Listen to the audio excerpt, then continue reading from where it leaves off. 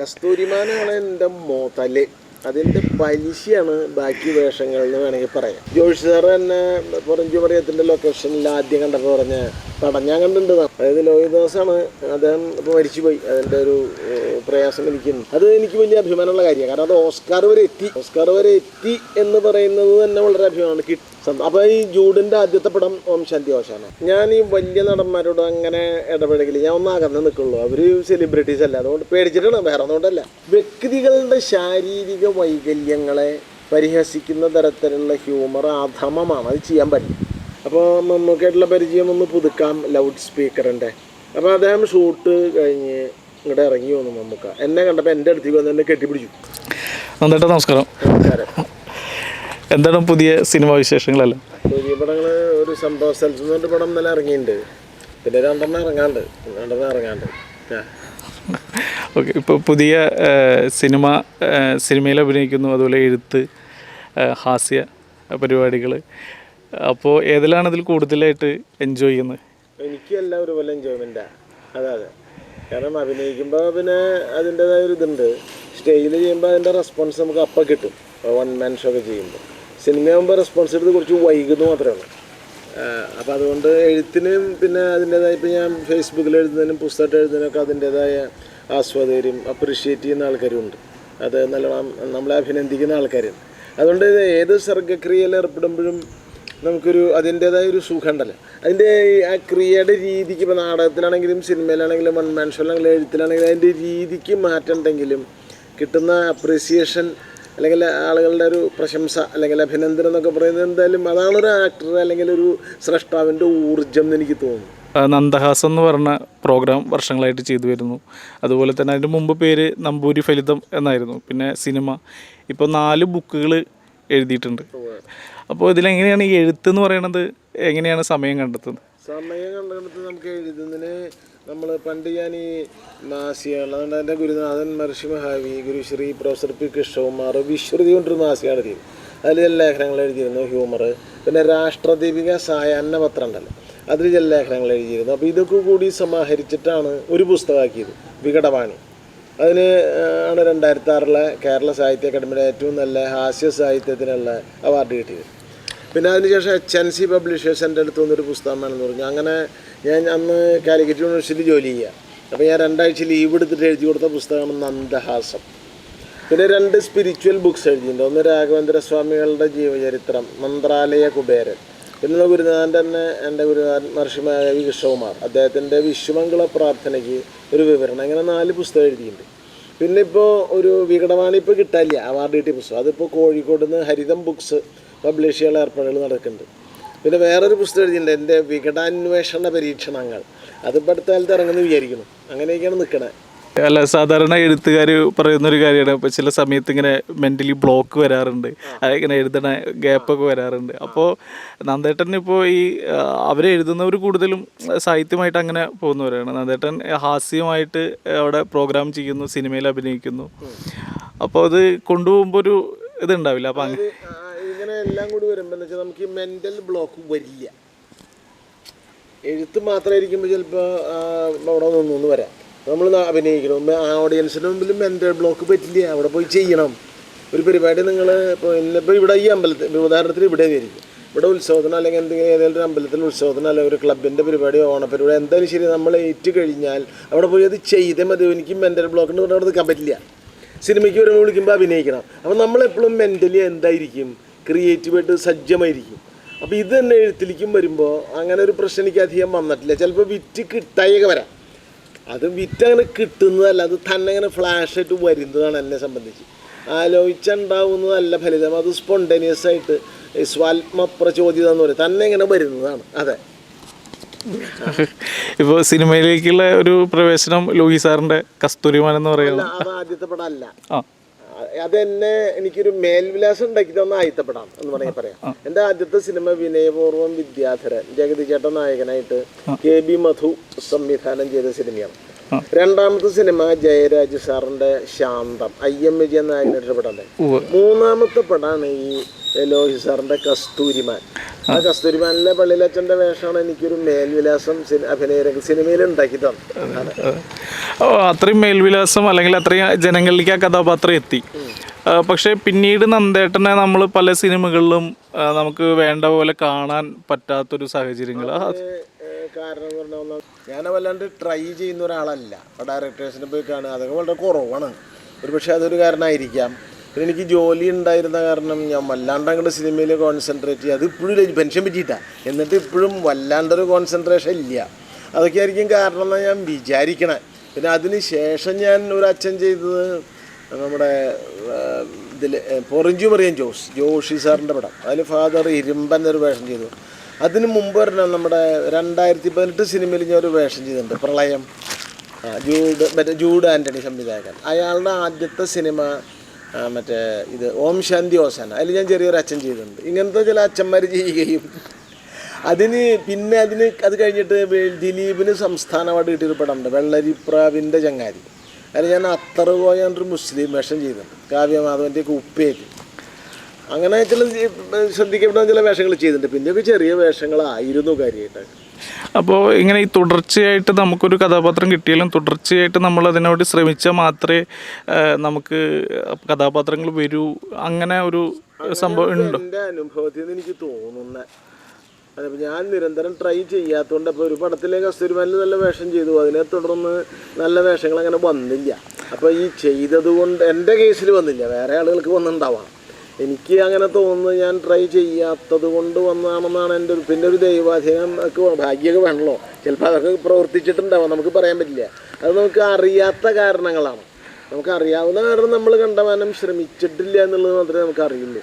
ഇപ്പോൾ റിട്ടയർമെൻ്റ് ആയി എന്ന് പറഞ്ഞു, അപ്പോൾ അങ്ങനെ തിരിഞ്ഞു നോക്കുമ്പോൾ അങ്ങനെ ട്രൈ ചെയ്യായിരുന്നു അങ്ങനെ എന്തെങ്കിലും? അങ്ങനെ തോന്നുന്നില്ല. കാരണം ട്രൈ ചെയ്യാത്തത് ഒന്നാം എൻ്റെ സ്വഭാവമാണ്. ഞാൻ പിന്നെ വേണ്ടെന്നുള്ള ഒരു അഭിപ്രായം എനിക്കുണ്ട്. അതൊക്കെ കൂട്ടിയിട്ട് വരുന്നത് അതിനൊരു പശ്ചാത്താപത്തിൻ്റെ വിഷയമൊന്നുമില്ല. പക്ഷേ എന്നാലും നന്ദേട്ടൻ മലയാളത്തിൽ ആദ്യമായിട്ടൊരു കൊമേഴ്ഷ്യൽ ഹിറ്റ് 200 കോടി നേടിയൊരു പടത്തിൽ നല്ലൊരു വേഷം ചെയ്തിട്ടുണ്ട്. 2018 എനിക്ക് നല്ലൊരു വേഷം. ഇതൊന്നും ഞാൻ ട്രൈ ചെയ്തിട്ടല്ല. കസ്തൂരിമാനാണ് എൻ്റെ തല്, അതിൻ്റെ പലിശയാണ് ബാക്കി വേഷങ്ങൾ എന്ന് വേണമെങ്കിൽ പറയാം. അതായത് ലോഹിതദാസാണ്, അദ്ദേഹം ഇപ്പോൾ മരിച്ചുപോയി. അതിൻ്റെ ഒരു പ്രയാസം എനിക്കുണ്ട്. അതൊന്നും നമുക്ക് നമ്മുടെ കൈപ്പെടുന്ന കാര്യങ്ങളല്ലല്ലോ. അദ്ദേഹമാണ് എനിക്ക് സിനിമയിൽ ഒരു മേൽവിലാസം ഉണ്ടെങ്കിൽ ഒരു മുതൽ തന്നു, ഫിക്സഡ് ഡെപ്പോസിറ്റ് പോലെ. അതുകൊണ്ട് താൻ ജീവിച്ചോന്ന് അദ്ദേഹം പറഞ്ഞിട്ടില്ല, പക്ഷേ അങ്ങനെയാണല്ലോ ഉണ്ടായത്. അതിനെ തുടർന്ന് വന്നതാണ് ഓം ശാന്തി ഓശാനല്ല വേഷം. ജോഷി സാറ് തന്നെ പൊറിഞ്ചു മറിയത്തിൻ്റെ ലൊക്കേഷനിൽ ആദ്യം കണ്ടപ്പോൾ പറഞ്ഞ പടം ഞാൻ കണ്ടിട്ടുള്ളതാണ് കസ്തൂരിമാൻ. അത് കണ്ടിട്ട് തന്നെ അതിൽ കാസ്റ്റ് ചെയ്ത്. അതും രണ്ടും തമ്മിൽ വളരെ കാലത്തെ വ്യത്യാസമുണ്ട് കേട്ടോ. കസ്തൂരിമാൻ 2003. അപ്പോൾ എന്നിട്ട് പോലും ആ വേഷം ആൾക്കാർക്ക് അപ്പോൾ ഈ ജൂഡിൻ്റെ ആദ്യത്തെ പടം ഓം ശാന്തി ഓശാന. അദ്ദേഹത്തിൻ്റെ പടമാണ് ഈ 2018. അതിൽ ഞാൻ ഒന്നും ട്രൈ ചെയ്തിട്ടില്ല. ഒരു ദിവസം വിളിച്ചിട്ട് വേഷം ഉണ്ട് വരെ അഭിനയിക്കണമെന്ന് പറഞ്ഞു, അങ്ങനെ അഭിനയിച്ചതാണ്. അത് എനിക്ക് വലിയ അഭിമാനമുള്ള കാര്യമാണ്. കാരണം അത് ഓസ്കാർ വരെ എത്തി എന്ന് പറയുന്നത് തന്നെ വളരെ അഭിമാനമാണ്. കിട്ടിയില്ല എന്നുള്ള വേറെ വിഷയം, അത് രണ്ടാമത്തെ കാര്യം. നമ്മൾ അവിടെ വരെ എത്തിയല്ലോ. അപ്പോൾ അത് വളരെ ജൂഡിനോട് നന്ദിയുണ്ട് ആ വേഷം തന്നെ. ലോഹിതദാസിനോട് എനിക്ക് തീർത്താത്ത കടപ്പാട്, മരിച്ചുപോയ ഒരാളോട് കടപ്പാട്. അദ്ദേഹത്തെ സ്മരിക്കുക, അത്രയും നന്ദിപൂർവ്വം അദ്ദേഹത്തെ സ്മരിക്കുക, അത്രയല്ലേ പറ്റുള്ളൂ. അത് ചെയ്യുന്നുണ്ട്. അത് വേഷം തന്ന എല്ലാവരോടും എനിക്ക് നന്ദിയുണ്ട്. ഈ ലോഹി സാറിലേക്ക് എങ്ങനെയായിരുന്നു നന്ദേട്ടൻ? അത് ഒരു ട്രയലുണ്ടായില്ല. ഞാനൊരിക്കൽ എൻ്റെ ഒരു സുഹൃത്ത്, ഒരു തിരക്കഥാകൃത്തുണ്ട് PS കുമാർ, അദ്ദേഹം ഇപ്പം സജീവല്ല, അദ്ദേഹത്തെ വിളിച്ചു. പറഞ്ഞു ലോഹിതദാസിൻ്റെ ഒരു പടം തൃശ്ശൂർ നടക്കുന്നുണ്ട്, പോയി കണ്ട പരിചയപ്പെടാം. വേഷമൊന്നും ഉണ്ടാവില്ല, കാരണം പടം തുടങ്ങി. തൃശ്ശൂർ ഷൊർണൂർ റോട്ടിൽ ഒരു ഹോട്ടലിലാണ് അവർ താമസിക്കുന്നത്, എനിക്ക് അത്രേ അറിയുള്ളൂ പറയും. അപ്പോൾ ഞാൻ അന്വേഷിച്ചപ്പോൾ തൃശ്ശൂർ ഒരു അമറിയ ഹോട്ടലുണ്ട്, നായകൻ ഷൊർണൂർ റോഡ്. അവിടെ ഒരു ടീം താമസിക്കേണ്ടതെന്ന് എനിക്ക് വിവരം വെച്ച് ഞാൻ അവിടെ പോയിപ്പോൾ അവർ പറഞ്ഞു ഇതിപ്പോൾ PWD റെസ്റ്റ് ഹൗസിലേക്ക് ഷൂട്ട് ചെയ്യാൻ പോയിട്ടുണ്ട്, ഉച്ച വരെ അവിടെ ഉണ്ടാവും. ഉടനെ കാലിക്കറ്റ് യൂണിവേഴ്സിറ്റിക്ക് തിങ്കളാഴ്ചയാണ് അത് നടക്കുന്നത്. കാലിക്കറ്റ് യൂണിവേഴ്സിറ്റിക്ക് ജോലിക്ക് പോകേണ്ട ഞാൻ ജോലി ലീവ് എടുത്ത് ഞാൻ ഒന്ന് വരില്ല എന്ന് വിളിച്ച് പറഞ്ഞ് നേരെ ലൊക്കേഷനിലേക്ക് പോയി. അപ്പോൾ അവിടെ ലോഹിതദാസ്, അതിൻ്റെ സംവിധായകൻ ബാബു ചേർത്തല, രാജു ബാബു എന്ന പേരിൽ ചെസ് എന്ന സിനിമയ്ക്ക് എടുത്തു. അദ്ദേഹമാണ് അതിൻ്റെ സഹസംവിധായകൻ. അപ്പോൾ അദ്ദേഹമായിരുന്നു വിനയപൂർവ്വം വിദ്യാധരൻ്റെയും ശാന്തത്തിൻ്റെയും സഹസംവിധായകൻ. അപ്പോൾ എന്നെ ആദ്യം അദ്ദേഹത്തെ കാണണേ, വാ പറഞ്ഞു. ലോഹിതദാസിനെ പരിചയപ്പെടുത്തി. ഞാൻ നന്ദകിഷോർ, തന്നെ ഞാൻ കേട്ടിട്ടുണ്ടല്ലോ എന്ന് പറഞ്ഞു. ഞാനിങ്ങനെ നമ്പൂരി ഫലിതങ്ങളൊക്കെ ചെയ്യുന്ന ഒരാളാണ്. താ അവിടെ നിൽക്കിട്ടോ അവർക്ക് എന്നിങ്ങനെ നോക്കി. അപ്പോൾ പിന്നെ ഒന്നും പറഞ്ഞില്ല. ഉച്ചയ്ക്ക് ഊണ് കഴിച്ചു, ഒന്നും വൈകുന്നേരം ഇപ്പോൾ വീട്ടിൽ ഇപ്പോൾ നമ്പർ കൊടുത്തിട്ടില്ലേ, വീട്ടിൽ പോയിക്കൊള്ളാൻ പറഞ്ഞു. വീട്ടിലേക്ക് പോയി. അപ്പോൾ ഞാൻ വിചാരിച്ചു ഒന്നുമില്ല, കടം തുടങ്ങിയല്ലോ. അന്ന് രാത്രി എനിക്കൊരു വിളി വന്നു. പിറ്റേ ദിവസം രാവിലെ 7 മണിക്ക് കാസിനോ ഹോട്ടലിൽ വരാൻ. അവിടെ ചെന്നു. അപ്പോൾ ആദ്യം പുട്ടും കടലയും തന്നു, അത് കഴിച്ചു. വേഷം എന്താണെന്നൊന്നും പറയുന്നില്ല. അതിനുശേഷം മേക്കപ്പ് ഇട്ടു, അപ്പോഴും വേഷം എന്താണെന്ന് പറയുന്നില്ല. മേക്കപ്പ് ഇട്ട് കഴിഞ്ഞിട്ട് ഒരു ലോഹം ഉണ്ടെന്ന് തോന്നുന്നു. അപ്പോൾ എനിക്ക് മനസ്സിലായി ഒരച്ഛൻ്റെ വേഷമാണ്. ലോഹിതദാസ് അപ്പോഴും ഒന്നും പറയുന്നില്ല. എടുത്തു തുടങ്ങിയിട്ട് പിന്നെ അങ്ങനെയാണ് അതിൽ അഭിനയിക്കുന്നത്. അതുപോലെ ഞാൻ ട്രൈ ചെയ്തിട്ട് വന്നതല്ലാന്നോ. അതെ, ട്രൈ ചെയ്തിട്ട് ഞാൻ ഇല്ല. ഇപ്പോൾ മമ്മൂക്കേനെ കുറിച്ച് ഇൻഡസ്ട്രിയിലും എല്ലാവർക്കും അറിയാം, പ്രേക്ഷകർക്ക് അദ്ദേഹത്തിൻ്റെ സ്വഭാവങ്ങളും അല്ലെങ്കിൽ പെട്ടെന്നുള്ള അതെ. അപ്പോൾ അങ്ങനെയുള്ള ഒരു സെറ്റിൽ പെട്ടെന്ന് നന്ദേട്ടൻ പോയിട്ട് മമ്മൂട്ടിയോട് പറയുന്നു, നിങ്ങളാണോ മമ്മൂട്ടി, എനിക്ക് ഇതിലൊരു ഞാനിതിൽ സിനിമയിൽ അഭിനയിക്കണം. രഞ്ജിത്ത് സാറിൻ്റെ ഏതോ പടത്തിലാണ് തോന്നുന്നു. ലൗഡ് സ്പീക്കർ എന്ന് പറഞ്ഞ ജയരാജന്റെ പടം. അതിൽ മമ്മൂക്കയുടെ എനിക്ക് വലിയ ഒരു സീനൊന്നും ഇല്ലെങ്കിലും ഞങ്ങൾ അഭിനയിച്ച് പരസ്പരം പരിചയപ്പെട്ട എൻ്റെ ഒരു പുസ്തകം, അക്കാഡമി അവാർഡ് കിട്ടിയ പുസ്തകം ഞാൻ അദ്ദേഹത്തിന് കൊടുത്തിട്ട് അക്കാഡമി അവാർഡ് കിട്ടിയ പുസ്തകം എന്നും പറഞ്ഞത്. അപ്പോൾ അത് കഴിഞ്ഞിട്ട് പിന്നെ കോണ്ടാക്റ്റ് ഇല്ല. ഞാൻ ഈ വലിയ നടന്മാരോട് അങ്ങനെ ഇടപെടലില്ല. ഞാൻ ഒന്ന് അകന്ന് നിൽക്കുള്ളൂ. അവർ സെലിബ്രിറ്റീസ് അല്ല, അതുകൊണ്ട് പേടിച്ചിട്ടാണ്, വേറെ ഒന്നുകൊണ്ടല്ല. അല്ല, എൻ്റെ ഒരു അഹങ്കാരം കൊണ്ടല്ല. ഈ മമ്മൂക്ക എന്ന് പറയുമ്പോൾ ഒരു വലിയ നടന്മാരല്ലേ, അപ്പോൾ ഞാനൊന്ന് അകന്ന് നിൽക്കും. അങ്ങനെ ഞാൻ ഈ രഞ്ജിത്ത് സ്കൂൾ ഓഫ് ഡ്രാമയിൽ എൻ്റെ ഒപ്പം പഠിച്ചിട്ടുണ്ട് കുറച്ച് കാലം. ഞാൻ കുറച്ച് കാലം പഠിച്ചുള്ളൂ, അവരൊക്കെ കോഴ്സ് കംപ്ലീറ്റ് ചെയ്ത ആൾക്കാരാണ്. അപ്പോൾ ആ പരിചയം ഞാൻ വെറുതെ പ്രാഞ്ചേട്ടൻ്റെ ഷൂട്ടിങ് കാണാൻ പോയി. സാഹിത്യ അക്കാദമിയിലാണ് ഷൂട്ടിങ് നടക്കുന്നത്. അപ്പോൾ മമ്മൂക്കായിട്ടുള്ള പരിചയം ഒന്ന് പുതുക്കാം, ലൗഡ് സ്പീക്കറിൻ്റെ. അപ്പോൾ അദ്ദേഹം ഷൂട്ട് കഴിഞ്ഞ് ഇങ്ങോട്ട് ഇറങ്ങി വന്നു. മമ്മൂക്ക എന്നെ കണ്ടപ്പോൾ എൻ്റെ അടുത്തേക്ക് വന്ന് എന്നെ കെട്ടിപ്പിടിച്ചിട്ട് പറഞ്ഞു, എൻ്റെ അന്ന് കേരള വിഷൻ ചാനലിലെ ടെലികൂത്ത് കൊണ്ട് പരിപാടി വരുന്നുണ്ട്, ആ പരിപാടി നന്നാകൊണ്ട് പുറത്തിട്ട് അദ്ദേഹം പോയി. എനിക്ക് വലിയ സന്തോഷമായി. പിറ്റേ ദിവസവും ഞാൻ ഷൂട്ടിങ് കാണാൻ പോയി. അത് അവന്യൂ റോഡിൽ ഒരു വീട്ടിലായിരുന്നു. അവിടെ ഇരുന്ന് അങ്ങോട്ട് എന്നോട് കുറേ നേരം സംസാരിച്ചു. അങ്ങനെ നല്ലൊരു രഞ്ജിത്തിൻ്റെ ക്ലാസ്മേറ്റ് ഞാൻ അദ്ദേഹത്തോട് പറഞ്ഞു. അങ്ങനെ ഒരു സംഭവം എനിക്കുണ്ടായിട്ടുണ്ട്. പിന്നെ അതിനുശേഷം അദ്ദേഹത്തിൻ്റെ ഉട്ടോപ്പിയയിലെ രാജാവ്, അതിൽ ഞാൻ അഭിനയിച്ചു. പിന്നെ ഗാനഗന്ധർവൻ രമേഷ് പിഷാരിൻ്റെ സംബന്ധിച്ച് അതിലൊരു ഫോട്ടോഗ്രാഫറുണ്ട്, അദ്ദേഹത്തിൻ്റെ കൂടെ തന്നെ എനിക്ക് അങ്ങനെ ഉണ്ടായിട്ടുണ്ട്. അതെ. ഇപ്പോൾ നന്ദേട്ടൻ പറയേണ്ടത് ഇപ്പോൾ നമ്പൂതിരി ഫലിതങ്ങൾ ഒക്കെ ചെയ്തിട്ടാണ് നമ്മളിങ്ങനെ ഒരു നന്ദഹാസ് എന്ന് പറഞ്ഞ പ്രോഗ്രാമായിട്ട് പോകുന്നത്. അപ്പോൾ എപ്പോഴെങ്കിലും ഇൻഡസ്ട്രിയിൽ ഇത്തരം ഒരു അങ്ങനെ ഒരു പേര് വാല് ഉള്ളൊരു അങ്ങനെ വലിയൊരു ചരിത്രമുണ്ട്. ചുരുക്കി പറയാം, ഞാൻ നാടകം അഭിനയിച്ചിരുന്ന ആളാണ്. ഞങ്ങളുടെ ഞാൻ വല്ലച്ചിറക്കാരനാണ്, തൃശ്ശൂർ ജില്ലയിലെ. ഇപ്പോൾ അരിമ്പൂർ താമസിക്കണമെന്നേ ഉള്ളൂ. വല്ലച്ചിറയിൽ കളിയരങ്ങ് കലാനാടക പഠന സംഘം എന്നൊരു സംഘം ഉണ്ടായിരുന്നു. അവിടെയാണ് പ്രിയനന്ദനൻ പ്രവർത്തിച്ചിരുന്നത്, സംവിധായകൻ. ശശിധരൻ ഒരു നാടക സംവിധായകൻ. അപ്പോൾ ഇവരൊക്കെ ആയിട്ട് ഞാൻ അടുപ്പാണ്. അപ്പോൾ അവരുടെ കൂടെ ചെറിയ നാടകങ്ങളിലൊക്കെ അഭിനയിച്ച് അവിടെ ഓണാഘോഷ മത്സരങ്ങൾ നടന്നിരുന്നു. അതിപ്പോഴും നടക്കും, 60-62 കൊല്ലമായിട്ട് നടക്കുന്നതാണ്. അവിടെ ഓണാഘോഷ മത്സരങ്ങളിൽ ചെറിയ മത്സരങ്ങളിലൊക്കെ ഞാൻ പങ്കെടുത്തിരുന്നു. അങ്ങനെയാണ് ഈ ശശിയേട്ടനാണ് ജോസ് ചിറമൽ എന്ന് പറയുന്ന അതിപ്രഗത്ഭനായ നാടക സംവിധായകനെ എനിക്ക് പരിചയപ്പെടുത്തുന്നത്. അപ്പോൾ അദ്ദേഹത്തിൻ്റെ റൂട്ട് എന്ന് പറയുന്ന ഒരു നാടക സംഘം അദ്ദേഹം ഉത്സാഹിച്ച് ഉണ്ടാക്കിയത്.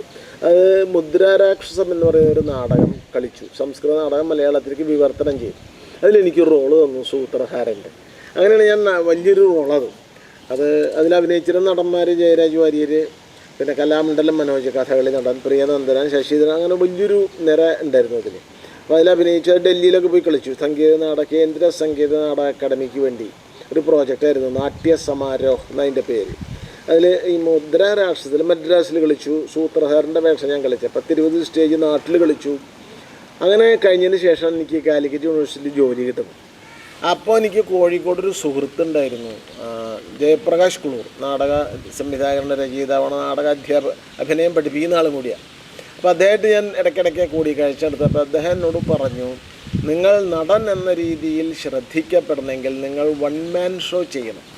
അങ്ങനെയാണ് ഞാൻ നമ്പൂരി ഫലിതങ്ങൾ പറയാൻ എനിക്കിഷ്ടമാണ്. അതങ്ങനെയാണ് അത് തുടങ്ങിയത്. 1992 ജൂൺ 1-ാം തീയതി മുതൽ കാലിക്കറ്റ് യൂണിവേഴ്സിറ്റിയിൽ ഞാൻ ജോലി ചെയ്യാണ്. ജോലി കിട്ടിയത് 91 മാർച്ചിലാണ്. 92 ജൂൺ 1-ാം തീയതി കോഴിക്കോട് ടൗൺ ഹാൾ എൻ്റെ പേരിൽ വാടകയ്ക്ക് എടുത്ത് ഞാൻ ഒരു ഷോ ചെയ്തു, നമ്പൂരി ഫലിതം. ഇപ്പോൾ കോഴിക്കോട് യൂണിവേഴ്സിറ്റിയിൽ എൻ്റെ സഹപ്രവർത്തകർ ശ്രീമാൻ R.S. പണിക്കർ, അവരൊക്കെ പ്രത്യേകിച്ചും R.S. പണിക്കർ എന്ന് പറഞ്ഞാൽ ഇപ്പോൾ കാതൽ സിനിമ ഉണ്ട്, അതിൽ മമ്മൂക്കയുടെ അച്ഛനായിട്ടൊരാൾ അഭിനയിച്ചിട്ടുണ്ട്. അദ്ദേഹമാണ് R.S. പണിക്കർ. അദ്ദേഹത്തിൻ്റെ സഹപ്രവർത്തനമായിരുന്നു കാലിക്കറ്റ് യൂണിവേഴ്സിറ്റിയിൽ. അന്ന് അദ്ദേഹത്തിന് സിനിമാഭിനയൊന്നുമില്ല, നാടകമൊക്കെ അഭിനയിക്കും, സാംസ്കാരിക പ്രവർത്തകനാണ്, അവിടുത്തെ സംഘടനാ പ്രവർത്തകനാണ്. അപ്പോൾ അദ്ദേഹം വേണ്ട പ്രോത്സാഹനം, അദ്ദേഹം ഉൾപ്പെടെയുള്ള എല്ലാ ആൾക്കാരും യൂണിവേഴ്സിറ്റിയിൽ നല്ല പ്രോത്സാഹനം. അങ്ങനെയാണ് നമ്പൂരി ഫലങ്ങൾ തുടങ്ങുന്നത്. പിന്നെ അത് കുറേ വേദി കളിച്ചു. പിന്നെ അത് ഫലിത പ്രഭാഷണം എന്ന പേര് മാറ്റി കളിച്ചു. പിന്നെ നന്ദഹാസം എന്ന പേരിൽ അത് സ്റ്റേജിൽ ഫലിത പ്രഭാഷണം തന്നെയാണ് പറയുന്നത്. നന്ദഹാസം നമ്മൾ കുറിപ്പെഴുതി പുസ്തകം ഇറക്കി, അങ്ങനെയൊക്കെയാണ് അത് വരുന്നത്. അതെ. അപ്പോൾ ഈ ഒരു തൃശ്ശൂർ പൂരത്തിന് ഉണ്ടാകുന്ന ഒരു അനുഭവങ്ങൾ എങ്ങനെയാണ്? ഒരു ദിവസം പൂരത്തിൻ്റെ അനുഭവം എന്ന് പറഞ്ഞാൽ പുലിക്കളിയുടെയും രണ്ടും ജനകീയ കലകളാണ്. നമ്മൾ ജനത്തിൻ്റെ നടുക്ക് നിന്നിട്ടാണ്. അത് സിനിമയിലും അങ്ങനെയാണല്ലോ. അഭിനയം പൊതുവിൽ ജനങ്ങളുടെ ഇടയിലായിരിക്കുമല്ലോ സാധാരണ, സ്റ്റുഡിയോയിലെ ഒഴിച്ച്. അപ്പോൾ തൃശ്ശൂർ പൂരത്തിന് പറഞ്ഞാൽ വലിയ ജനക്കൂട്ടത്തിൻ്റെ മുമ്പിൽ നിന്ന് കമൻട്രി പറയണം, ആൾക്കാർ ചുറ്റുണ്ടാവും. അപ്പോൾ ഇവർ നമ്മൾ പറയണ വിറ്റിനൊക്കെ അവർ അപ്രീഷിയേറ്റ് ചെയ്യും, കയ്യടിക്കും, ചിരിക്കും, ഓളിയിടും. അങ്ങനെ ഭയങ്കര ഒരു പബ്ലിക്കിൻ്റെ ഇടയിൽ നിൽക്കുമ്പോൾ ഒരു ഊർജം ഈ ആക്ടർക്ക് കിട്ടുന്നുണ്ട്. അത് വല്ലാത്തൊരു അനുഭവം. അത് പറഞ്ഞറിയിക്കാൻ പറ്റില്ല, അത് ചെയ്യുമ്പോൾ മനസ്സിലാവും, അത്രേ പറയാൻ പറ്റില്ല. പുലിക്കളിക്കുണ്ടത് പലതരത്തിലുള്ള ആളുകളല്ലേ വരിക. അപ്പോൾ ചിലർ വെറുതെ നോക്കിയിട്ട് ഇങ്ങനെയൊക്കെ കാണിച്ചിട്ട് പോകും. അപ്പോൾ പലതരത്തിലുള്ള ആളെ ഒരാൾ വന്നിട്ട് എന്നോട് ഇങ്ങനെ നോക്കി ഇങ്ങനെ കാണിച്ചിട്ട് അയാൾ തിരിച്ചു പോയി. എന്തായാലും ഉദ്ദേശിച്ചത് എനിക്കറിയില്ല, എന്തായാലും അങ്ങനെ സംഗതി ഉണ്ടായി. ഇങ്ങനെ പലതരത്തിലുള്ള ആളുകൾ അവരുടെ മാനറിസം നമുക്ക് കാണാൻ സാധിക്കും, പോരാ ആസ്വദിക്കുമ്പോൾ. കാരണം we are in the thick of people. നമ്മൾ ജനങ്ങളുടെ തൃശ്ശൂർ പൂരത്തിൻ്റെ ജനം അറിയാലോ. പാവപ്പെട്ടം നിന്നിട്ട് ഇത് പറയുമ്പോൾ കിട്ടുന്ന ഒരു അവിടെയാണ് നമ്മുടെ ജനങ്ങളുടെ ഇടയിൽ നമുക്കുള്ളൊരു സ്വീകാര്യതയെക്കുറിച്ച് ചെറിയൊരു ധാരണ നമുക്ക് തൊട്ടറിയാൻ പറ്റുന്നത്. കാരണം തൃശ്ശൂർ പൂരമാണ്, അവിടെ വേറെ പരിപാടിയില്ല. അതെ. എപ്പോഴെങ്കിലും ഒരു തൃശ്ശൂർക്കാരനായി ജനിച്ചതിൽ നന്നായിട്ട് അഭിമാനിക്കുക, അല്ലെങ്കിൽ തൃശ്ശൂർക്കാരനായി ജനിച്ചത് ഞാൻ അങ്ങേയറ്റം അഭിമാനം കൊള്ളുന്നു. തൃശ്ശൂർക്കാരനെ ഇപ്പോൾ പറഞ്ഞു ഒരുപാട് സിനിമകൾ ഞാൻ അങ്ങനെ കാര്യമായിട്ട് ഒരു അലസനാണ്, അങ്ങനെ ട്രൈ ചെയ്യാറില്ല എന്ന് പറഞ്ഞു. അപ്പോൾ ചില സിനിമകൾ കാണുമ്പോൾ ഒരു പക്ഷേ എനിക്കത് അങ്ങനെ ഒരു പക്ഷെ ട്രൈ ചെയ്തിരുന്ന അങ്ങനെ ഏതെങ്കിലും മലയാള സിനിമകൾ തോന്നിയിട്ടുണ്ടോ? അങ്ങനെ തോന്നിയിട്ടുണ്ട്. അത് എനിക്ക് ചെയ്യാൻ പറ്റിയ കുറേ വേഷങ്ങൾ ചിലത് അതിപ്പോൾ നടന്മാർക്ക് ഏത് വേഷം ചെയ്യുമ്പോൾ ഞാൻ ചെയ്തെങ്കിൽ എന്നൊരു തോന്നലുണ്ടാവും. അപ്പോൾ എനിക്ക് പറ്റണ വേഷം എനിക്ക് ചെയ്യാൻ പറ്റുള്ളൂ. അതായത് ഇപ്പോൾ എൻ്റെ ശരീരപ്രകൃതിക്കും അതുപോലെ എൻ്റെ അഭിനയവാസനയ്ക്കും ഏതൊക്കെ കഥാപാത്രങ്ങൾ ഇണങ്ങുമോ അതല്ലേ എനിക്ക് ചെയ്യാൻ പറ്റുള്ളൂ. അല്ലാണ്ട് അതിൻ്റെ അപ്പുറത്ത് ചെയ്യാനുള്ളത് വലിയ വെല്ലുവിളി. അതിപ്പോൾ എന്നെ കൊണ്ട് ഏറ്റെടുക്കാൻ പറ്റുന്നത് എനിക്കറിയില്ല, സാധിക്കില്ല. കാരണം ഈ റിയലിസ്റ്റിക് ആക്ടിങ്ങിൽ സിനിമ പോലെയുള്ള മാധ്യമങ്ങളിൽ ശരീരപ്രകൃതി വളരെ പ്രധാനമാണ്. ഇപ്പോൾ വടക്കൻ വീരകഥയിലെ ചന്തു പോലും സാധനം എനിക്ക് ചെയ്യാൻ പറ്റില്ല, അത് നടക്കുന്ന കച്ചവടമല്ല. അപ്പോൾ അത് എല്ലാ നടന്മാർക്കും ഇത് ബാധകമാണ്. അപ്പം അത് വെച്ചിട്ട് എനിക്ക് ചെയ്യാവുന്ന ചില കഥാപാത്രങ്ങൾ ഞാനായിരുന്നെങ്കിൽ എന്നൊക്കെ എനിക്ക് തോന്നിയിട്ടുണ്ട്.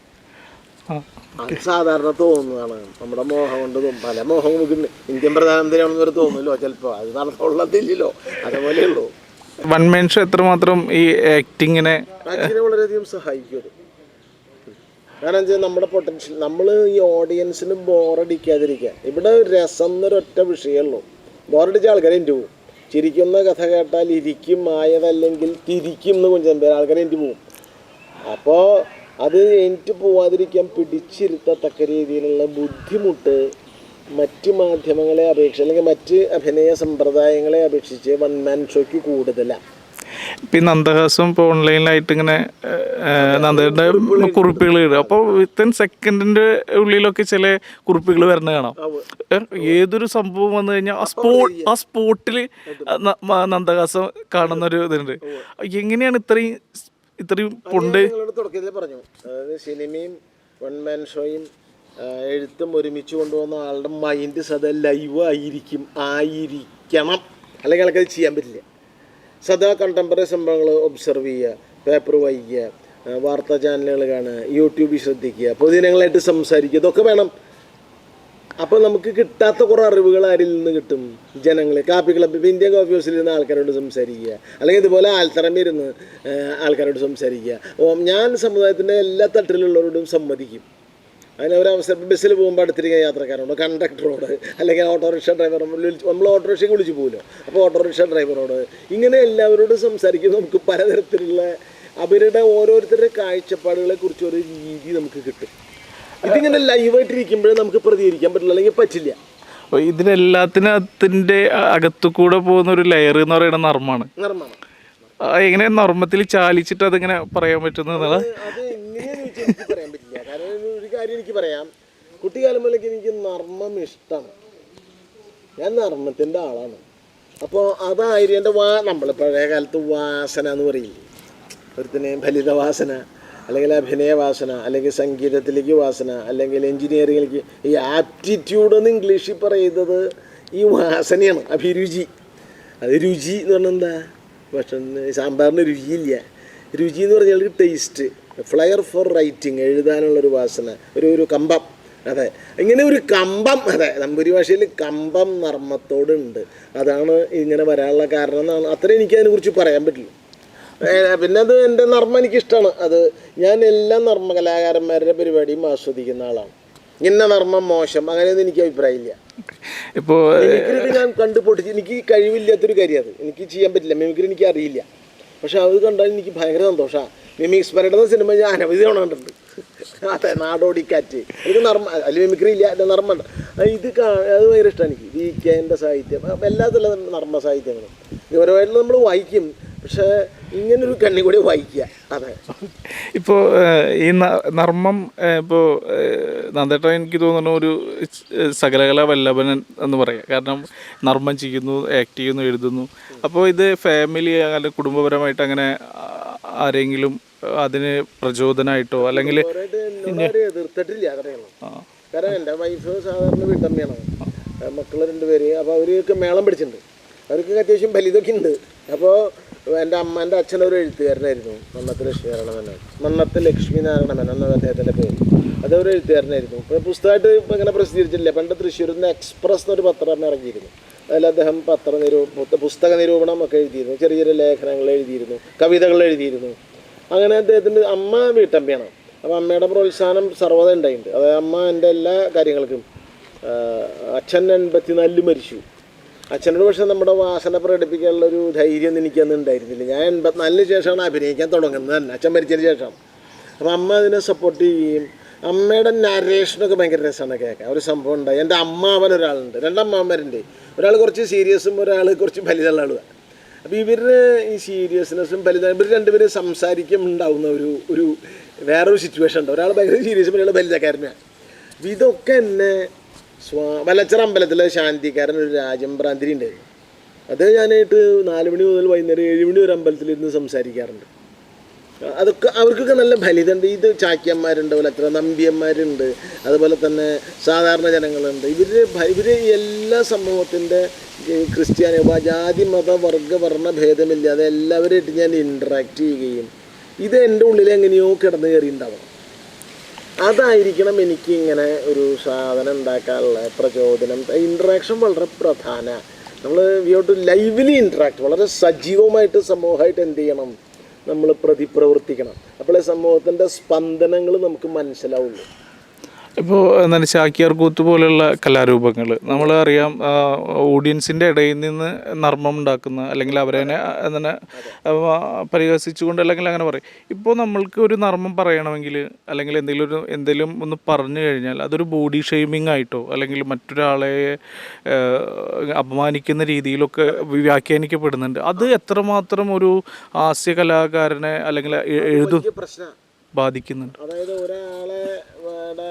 ഒരാളെ ബോഡി ഷെയ്മിങ് ശരിക്കും ചെയ്യാൻ പറ്റില്ല. അതൊരു വ്യക്തി വേദനിപ്പിക്കുന്നതാണ്.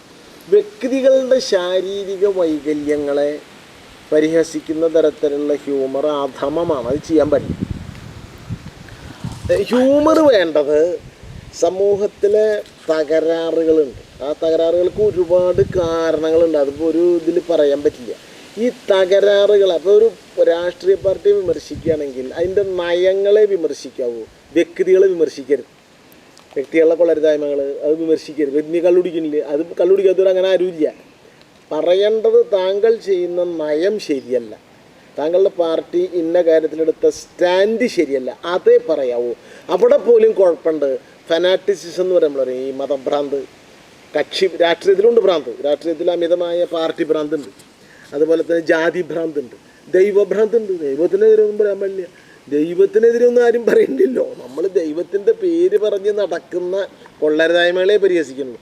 അതുപോലും പറ്റാത്ത അവസ്ഥ വരുമ്പോൾ ഈ ഫെനാറ്റിസിസവും ഏകാധിപത്യ പ്രവണത, ഒരു പാർട്ടിയുടെ ആധിപത്യ പ്രവണത, ഒരു വർഗത്തിൻ്റെ ആധിപത്യ പ്രവണത, ഒരു മതത്തിൻ്റെ, ജാതിയുടെ ഒക്കെ വന്നാൽ ദൈവത്തിൻ്റെ ആധിപത്യം പറഞ്ഞാൽ മനുഷ്യണ്ടാക്കണതല്ലേ. ദൈവം വന്നിട്ട് നിങ്ങളോട് ബലിതം പറയണ്ടെന്ന് പറയുന്നില്ല. ദൈവം ബലിതം ഇഷ്ടപ്പെടുന്ന ആളാണെന്നാണ് എനിക്ക് തോന്നണേ. അപ്പോൾ ഇതൊക്കെ ഈ ഹാസ്യത്തെ വളരെയധികം ബാധിക്കുക, അതിനെയാണ് ബാധിക്കുക കൂടുതൽ. പ്രത്യേകിച്ച് സാമൂഹിക വിമർശനം സൂക്ഷിച്ച് നടത്തിയില്ലെങ്കിൽ ഇപ്പോൾ ചിലപ്പോൾ തല്ല് കിട്ടും. അതെ, ഇപ്പോൾ കലാകാരന്മാർക്ക് ദേശമോ ഭാഷയോ ഒന്നും ഒരു ഇതിൽ പരിഗണിക്കപ്പെടേണ്ട കാര്യമല്ല എങ്കിൽ പോലും തൃശ്ശൂരിൽ നിന്ന് ഒരു ത്രിമൂർത്തികൾ എന്നറിയപ്പെടുന്നു. അതുപോലെ തന്നെ തൃശ്ശൂർ സജീവമായി നിൽക്കുന്ന, വർഷങ്ങളായിട്ട് നിൽക്കുന്ന ഒരു കലാകാരൻ. അപ്പോൾ ഈ സാംസ്കാരിക നഗരിയിൽ തന്നെ നമ്മൾ നോക്കിക്കഴിഞ്ഞ് കഴിഞ്ഞാൽ ഒരുപാട് സംവിധായകർ മലയാള സിനിമയിൽ ഉണ്ട്. അപ്പോൾ നന്ദേട്ടനെ അവരുടെ പടങ്ങളിലൊന്നും നമ്മൾ പലപ്പോഴും കണ്ടിട്ടില്ല. അപ്പോൾ അത് എന്തുകൊണ്ടായിരിക്കാം? അത് ഞാൻ അങ്ങനെ സിനിമകൾ അഭിനയിച്ചിട്ടുണ്ടെന്നും മാൻ ഷോ ചെയ്യുന്നുണ്ടെന്നും എനിക്ക് സാഹിത്യ അക്കാദമി അവാർഡ് കിട്ടി, ഞാൻ പുസ്തകം എഴുതിയിട്ടുണ്ടെന്നും ഏതാണ്ട് ആളുകൾക്കൊക്കെ അറിയാം. അപ്പം ഞാൻ അവിടെ ലോകപ്രസിഡന്റാണ് അങ്ങനെയൊന്നും ഞാൻ പറയുന്നില്ല. ഇല്ല, കിലോമീറ്ററുകൾ അകലൊന്നുമില്ല സംവിധായകർ. അവരൊന്നും എന്നെ വിളിക്കുന്നില്ല. എന്താ, ഞാൻ അവരോടൊക്കെ ചോദിച്ചിട്ടുണ്ട്, പോയി വളരെ കാലം മുമ്പേ ചോദിച്ചിട്ടുണ്ട്. എന്നെ വിളിക്കുന്നില്ല. അതിൻ്റെ കാരണം അവരോട് ചോദിക്കണമെന്ന് എനിക്ക് പറയാൻ പറ്റില്ല. അല്ലാണ്ട് എനിക്ക് പറയില്ല എന്താ കാരണം അറിയില്ല. അതെ. ഓക്കെ. പിന്നെ ഇപ്പോൾ പുതിയ പുതിയ പ്രൊജക്റ്റ്? ഇപ്പോൾ ഒരു പടം ഇവിടെ നടക്കുന്നുണ്ട്. പിന്നെ ഒരു പടം സെപ്റ്റംബറിൽ പറഞ്ഞിട്ടുണ്ട്. 3-4 പടങ്ങൾ ഇറങ്ങാണ്ട് ഇങ്ങനെ നിൽക്കണു. പിന്നെ ഞാൻ തട്ടിമുട്ടി എന്ന് പറഞ്ഞ മനോരമയുടെ പരമ്പര അഭിനയിച്ചു. അതിപ്പോൾ അവർ തന്നെ നിർത്തിയത്. ലളിതാമ്മ KPSC ലളിതാമ്മ മരിച്ചല്ലോ. പിന്നെ അത് കുറച്ച് കാലം കൂടിയും പോയി, പിന്നെ അത് നിർത്തി. അപ്പോൾ അങ്ങനെയാണ് നിൽക്കുന്നത്. സീരിയൽ ഞാൻ ഈ അധികം അങ്ങോട്ട് പ്രാധാന്യം കൊടുക്കാറില്ല. തട്ടിമുട്ടി പിന്നെ വേറെ ഒരു കാറ്റഗറിയിൽ പെട്ടതാണ്. സീരിയലിൽ പ്രാധാന്യം കൊടുക്കാത്ത വേറെ ഒന്നും ഉണ്ടല്ലോ, നമുക്ക് എല്ലാത്തിനും കൂടി സമയം കിട്ടില്ല. സീരിയൽ നല്ല രീതിയിൽ പോകുന്ന സീരിയലുകളൊക്കെ ഉണ്ട്. അതെ. ഇപ്പോൾ ബുക്കുകൾ എഴുതിയെന്ന് പറഞ്ഞല്ലോ, എപ്പോഴെങ്കിലും ഒരു സിനിമ തിരക്കഥ എഴുതാൻ? എനിക്ക് ആ കഴിവില്ല, ഉള്ളതായിട്ട് എനിക്ക് തോന്നിയിട്ടില്ല. സിനിമയുടെ തിരക്കഥയ്ക്ക് വേറെ എഴുത്ത് മാത്രം പറയാം. അതിൻ്റെ സാങ്കേതികത മനസ്സിലാക്കി സീൻ തിരിക്കുക, അങ്ങനെ കുറേ കാര്യങ്ങളുണ്ട്. അതൊന്നും എനിക്ക് അറിഞ്ഞൂടാ, എപ്പോഴും അറിഞ്ഞൂടാ. അതെ. ഓക്കെ. അപ്പോൾ ഇത്രയും നേരം ഞങ്ങളുമായി സംസാരിച്ചതിനും ഞങ്ങളുമായി സഹകരിച്ചതിനും ഒരുപാട് നന്ദി. ഇനി ഒരുപാട് വേഷങ്ങളും നല്ല കഥാപാത്രങ്ങളും നന്ദേട്ടനെ തേടിയെത്തട്ടെ എന്ന് പ്രാർത്ഥിക്കുന്നു. നമസ്കാരം. സന്തോഷം.